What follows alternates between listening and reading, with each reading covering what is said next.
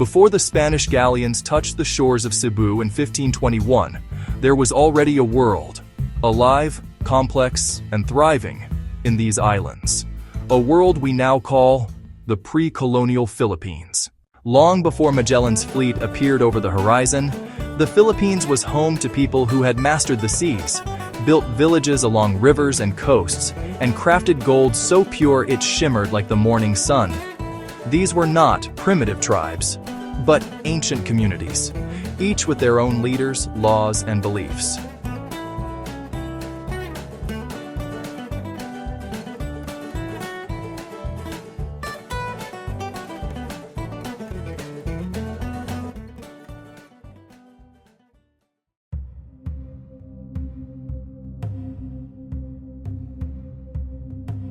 Thousands of years ago, waves of people from the Austronesian world arrived.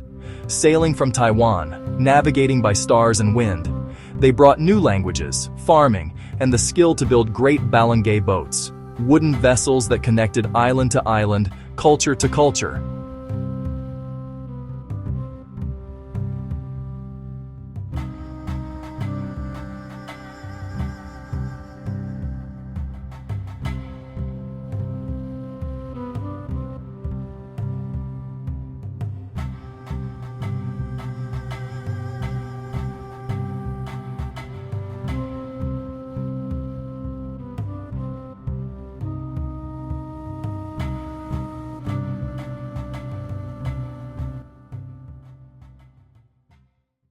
Chapter 2.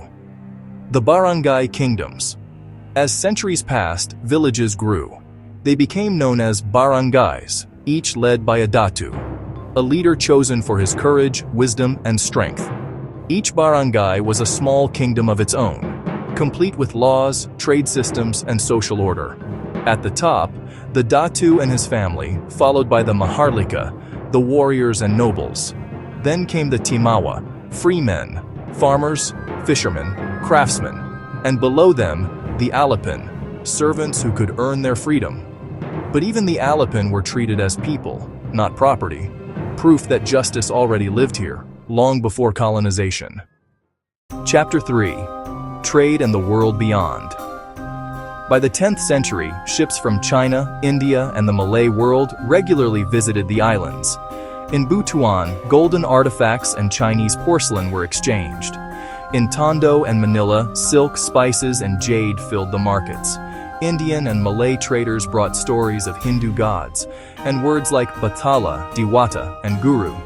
Later, Arab merchants arrived, bringing the light of Islam to the south, where powerful sultanates like Sulu and Maguindanao were born.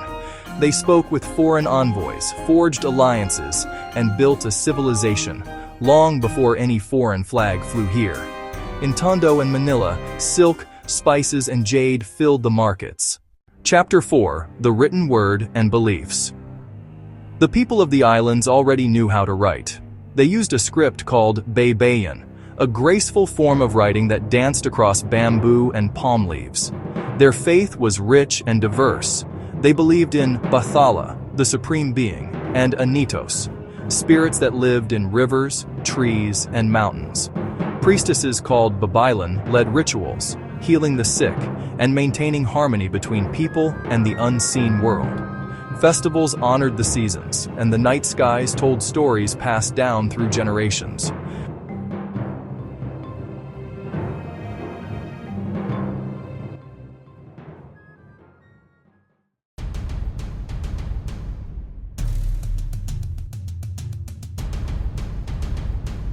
By the 1400s, the archipelago was a mosaic of kingdoms. Rajanate of Cebu, ruled by Raja Humabon. Kingdom of Tondo, led by Lakandula and Raja Sulaiman. Sultanate of Sulu, the seat of Islam and trade. And in Butuan, gold flowed like rivers, proof of wealth and power. These were sovereign states, diplomats of Asia, partners in trade, protectors of their people. They spoke with foreign envoys, forged alliances, and built a civilization, long before any foreign flag flew here.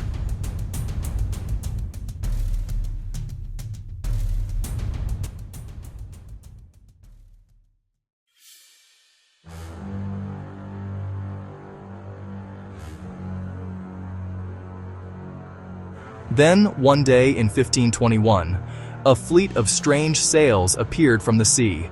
Armored men, carrying the cross and sword, stepped onto the island of Homonhon. They called it a discovery. But in truth, they had simply arrived in a world already alive.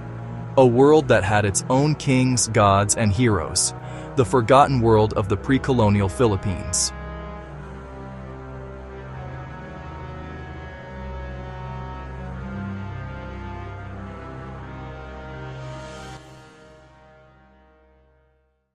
The Philippines was never a blank page waiting to be written. It was already a story, rich, ancient, and full of pride. A story that continues to whisper beneath every mountain, every wave, every heart that remembers.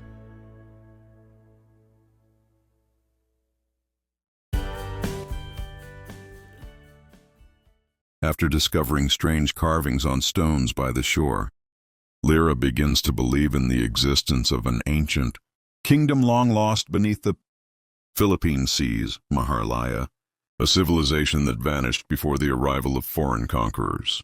Each day she returns to the coast, hearing what sounds like drums beneath the waves, echoes of a forgotten world calling out to her. One stormy night, lightning revealed what she had always felt: ruins beneath the sea, the remains of a city swallowed by time. On one of the stone arches she found an inscription that read, "The light of the sun descended into the sea." Guided by the village elder Apo Mayang, Lyra learns that this light is not just a symbol but the heart of the old kings, a memory preserved beneath the ocean, waiting for someone to awaken it. As Lyra dives deeper into the ruins, she finds an ancient archway glowing faintly beneath the water. When she passes through it, visions flood her mind. Cities of gold and wood, temples by the mountains, and people who spoke the language of the sun. She witnesses the rise and fall of Maharlaya, a peaceful kingdom destroyed by the Great Flood. When she returns to the surface, the storm has ended. The sea is calm again, and for the first time in centuries, the tide has pulled back, revealing parts of the ancient city above the water, arches, statues, and coral roads gleaming under the sunrise. The lost kingdom had risen again, even for just a moment. Years later, people would call it the lost civilization of the Philippines. But for Lyra, it was never truly lost, because the sea had always remembered. And each night, as she watched the glowing shell beside her bed, she whispered, "I remembered you, Maharlaya. Your story lives again,